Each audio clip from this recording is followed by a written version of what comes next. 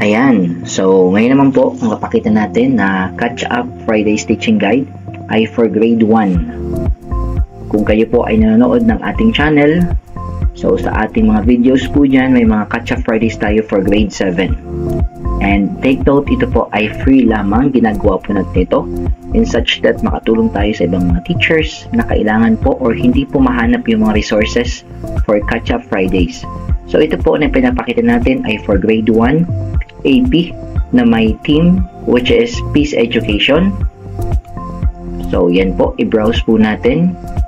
So sa mga nanonood po ng ating channel or matagal na po nating subscribers, so kung makikita nyo po, lagi po tayo nagalagay dyan ng password. So ito po, may password din sa ating mga bago po ngayon na nanonood.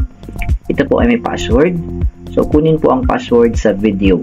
Ilalagay nyo po yan kapag na-open nyo po yung link ng soft copy. So yan po, ito po, ipakita muna natin yung content para at least may idea po kayo.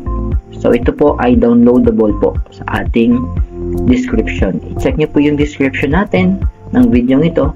Makikita nyo po yung link ng soft copy. And then sa soft copy, pag in-open nyo po, hihingan kayo ng password. Nasaan po yung password? Nandito po sa video mismo. Hanapin po kasi ipa-flash or baka naka-flash na po kanina. So ayan.